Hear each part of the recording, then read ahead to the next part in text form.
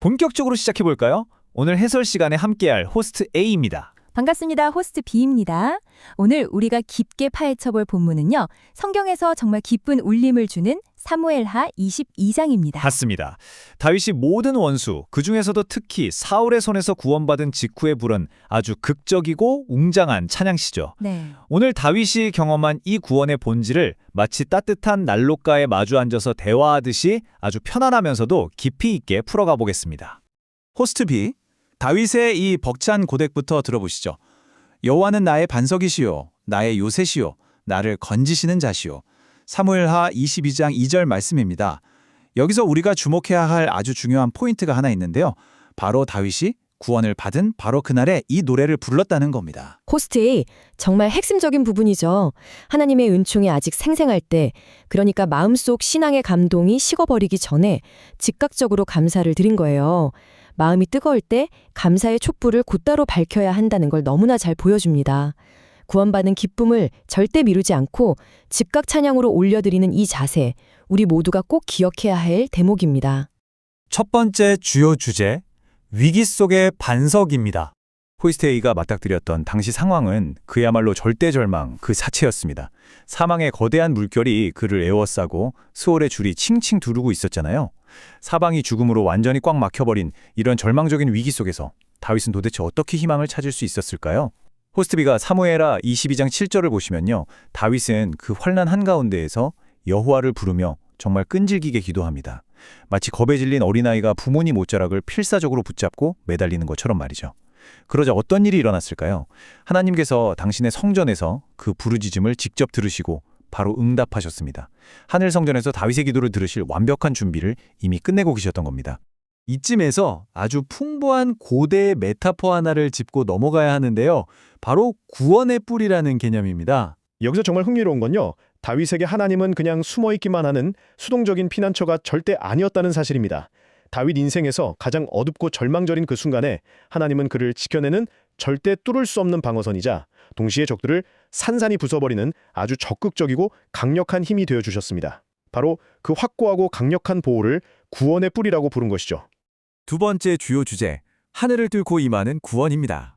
하나님께서 고통받는 자네를 구하시기 위해 그야말로 우주적인 스케일로 개입하십니다. 그냥 일상적인 수준의 도움이 아니에요. 자연계 전체를 완전히 뒤흔드는 압도적인 등장입니다. 이 생생한 묘사들을 한번 들어보세요. 하나님의 코에서 연기가 피어오르고 입에서 난 모든 걸 삼켜버리는 불이 뿜어져 나옵니다. 번개 화살을 쏘시며 그룹 천사를 타고 바람 날개 위로 눈 깜짝할 사이에 날아오십니다. 맞습니다. 다윗의 원수들을 향한 하나님의 맹렬하고도 장엄한 진노를 그대로 묘사한 겁니다. 다윗을 구하기 위해 온 땅의 기초를 뒤흔드시며 급히 달려오시는 그 하나님의 웅장한 모습을 이렇게 폭발적인 에너지로 표현해낸 것이죠. 그래서 우리가 여기서 도달하게 되는 아주 중대한 신학적 진리가 하나 있습니다. 바로 하나님은 자기 백성의 일을 당신 자신의 일로 삼으신다는 겁니다. 정확합니다. 하나님은 다윗의 원수들을 곧 당신 자신의 원수로 대하셨어요. 물론 때로는 하나님이 빽빽한 구름이나 흑암 속에 스스로를 꽁꽁 숨기시는 것처럼 느껴질 때도 분명히 있습니다. 하지만 바로 그 순간, 그 어두움 속에서도 하나님은 적들을 혼비백산하게 만드시고 당신의 백성을 철저히 보호하시며 가장 시기적절한 해방을 가져다 주셨습니다. 당신 자녀가 겪는 고통을 절대 결코 외면하지 않으시는 분이라는 뜻입니다. 세 번째 주요 주제, 승리를 부여하는 능력입니다. 자, 그런데요. 하나님은 다윗을 그 위기에서 건져내는 것으로만 끝내지 않으셨습니다. 과연 하나님께서 다윗을 단순히 구조하기만 하셨을까요? 아니면 추격자들을 완전히 압도할 수 있도록 적극적으로 무장시키기까지 하셨을까요? 당연히 후자입니다. 다윗이 앞으로의 미래를 당당히 헤쳐나갈 수 있도록 번영하게 하시고 또 능력을 가득 채워주시는 과정에 이어서 아주 생생하게 펼쳐집니다. 이 질문은요, 다윗이 전투와 지도력을 위해 하나님께 구체적으로 어떤 선물들을 받았는지 살펴보기에 아주 완벽한 연결고리가 됩니다. 구조받은 한 생존자가 위대한 정복자로 변모해가는 그 놀라운 과정을 이제 보게 되실 겁니다.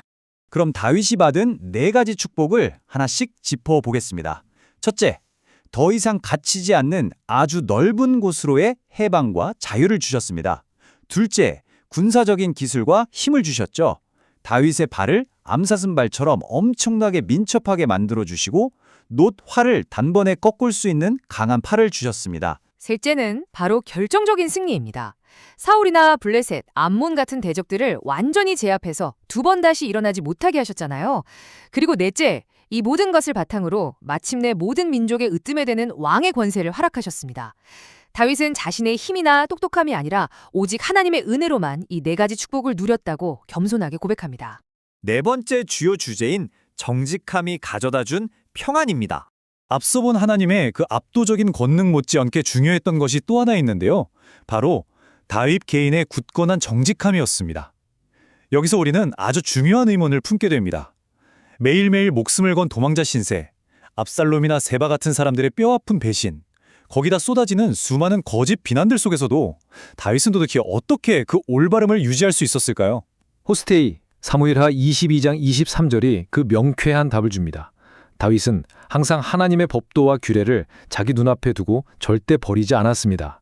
겉으로 보이는 화려한 승리나 성국 이면에 상황이 아무리 억울하고 절망적이라 할지라도 순간의 감정이 아니라 하나님의 공의를 자기 삶에 아주 엄격한 나침판으로 삼았던 것이죠.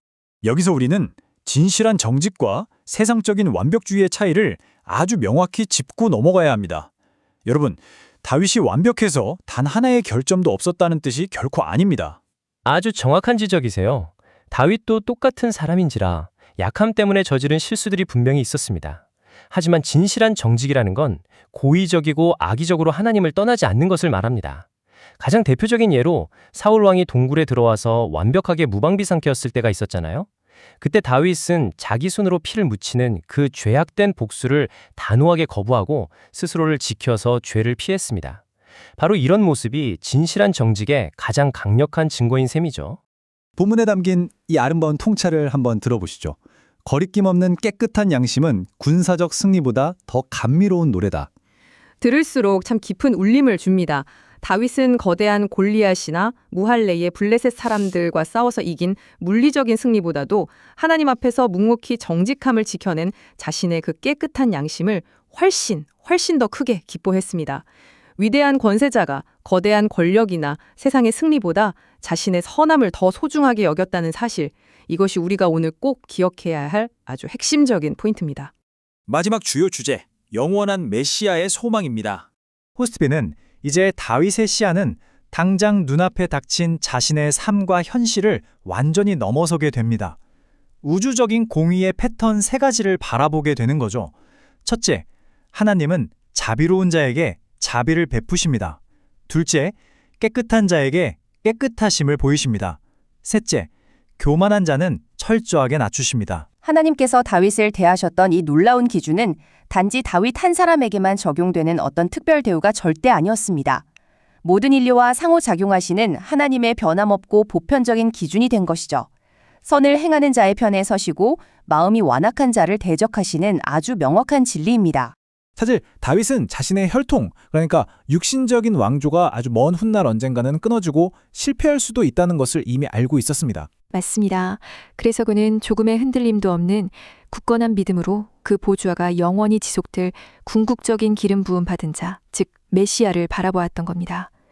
다윗이 온 마음을 다해 찬양했던 이 모든 기쁨과 희망은요, 결국 영원하고 진정한 구원의 뿌리 되시는 위대한 구원자를 향한 소망으로 아름답게 귀게 온 걸기로. 자, 이제 결론을 내릴 시간입니다. 오늘 다루었던 이 깊은 내용들을 바탕으로 여러분에게 다소 도발적이면서도 꼭 필요한 질문 하나를 던지며 마무리하고자 합니다. 압도적인 삶의 물결 속에서 오늘 당신의 궁극적인 반석이자 피난처는 과연 누구입니까? 다윗이 고대의 그 치열한 전투와 고난 한가운데서 발견했던 그 영원한 희망이 오늘날 이렇게 복잡한 현대를 살아가는 우리의 현실과 너무나도 정확하게 맞닿아 있습니다. 우리가 걷잡을 수 없는 인생의 거센 위기 속에서 진정으로 누구를 신뢰하고 의지할 것인지 우리 스스로의 믿음을 깊이 돌아보게 만드는 질문이네요. 여러분도 이 질문의 답을 꼭 한번 깊이 생각해 보시기를 바랍니다. 오늘 저희가 준비한 해설 시간은 여기까지입니다. 긴 시간 끝까지 함께 해주셔서 진심으로 감사합니다.